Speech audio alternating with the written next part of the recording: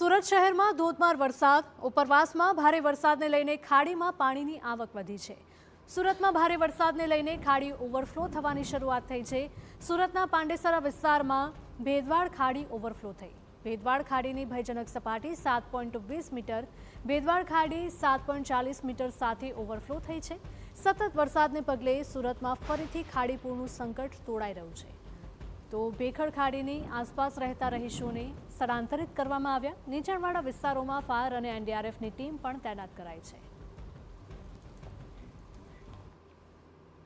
જે રીતે હવામાન વિભાગ તરફથી આગાહી કરી હતી તે પ્રમાણે સુરત અને સુરત જિલ્લાની અંદર વહેલી સવારથી જે વરસાદી વાતાવરણ બન્યું હતું અને બપોર બાદ અચાનક જ જે ભારે જે વરસાદ વરસી રહ્યો છે અને તેના કારણે જે છે તમામ દક્ષિણ ગુજરાતના જે નદી નાળા છે તે બંને કાંઠે વહી રહ્યા છે। અત્યારે આ પરિસ્થિતિ જે જોવા મળી રહી છે કે સુરત શહેરની અંદરથી જે પસાર થતી જે ખાડીઓ છે તે હવે ધીરે ધીરે તેનું જળસ્તર છે તે વધી રહ્યું છે। ભેદવાડ ખાડી છે અત્યારે જે રીતે માહિતી મળી રહી છે તે પ્રમાણે ઓવરફ્લો થઈ છે અને તેના કારણે જે નીચાણવાળા જે વિસ્તારો છે તેની અંદર પાણી ભરાવાની સ્થિતિ છે તે સર્જાઈ છે। અત્યારે જે ભેદવાડ ખાડીનું જે લેવલ છે તે તમને જે બતાવી રહ્યા છે ડેન્જર લેવલ છે 7.20 મીટર, પણ અત્યારે જે 7.40 મીટરથી જે ભેદવાડ ખાડી છે તે પસાર થઈ રહી છે।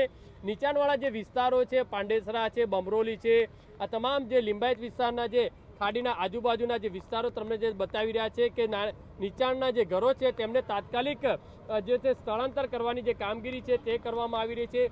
ઉપરવાસમાં ભારે જે વરસાદ વરસી રહ્યો છે અને તેના કારણે સુરત શહેરમાંથી જે પસાર થતી ખાડીઓના લેવલ છે તે ધીરે ધીરે વધી રહ્યા છે। સૌથી મહત્વની વસ્તુ છે મીઠી ખાડીનું પણ જે સતત જે લેવલ વધી રહ્યું છે। અત્યારે મીઠી ખાડીનું જે લેવલ છે 6.80 મીટરથી જે આ પાણી છે તે વહી રહ્યું છે। એટલે ખાસ કરીને મહાનગરપાલિકા દ્વારા ગઈકાલ રાત્રેથી જે નીચાણવાળા જે વિસ્તારો છે તેની અંદર આ પરિસ્થિતિની અંદર જે લોકોને કોઈ મુશ્કેલીનો જે સામનો ન કરવો પડે તેને ધ્યાનમાં રાખીને અત્યારે લોકોને જે કહી શકાય તે પ્રમાણે અત્યારે આ પરિસ્થિતિની અંદર લોકોને સ્થળાંતર કરાયા હતા, પણ જે જળસ્તર ખાડીનું વધી રહ્યું છે અને તેના કારણે લોકોને મુશ્કેલી પડી રહી છે। કેમેરામેન સંજય ચંડેલ સાથે બલજો સુથાર, TV9 સુરત।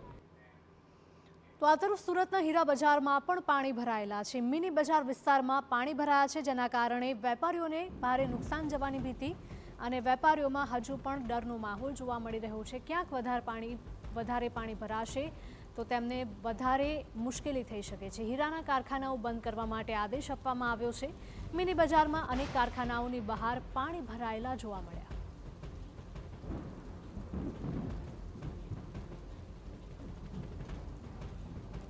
સુરતમાં હીરા બજારમાં પાણી ભરાયેલા છે, જેના કારણે વેપારીઓ ચિંતિત બન્યા છે।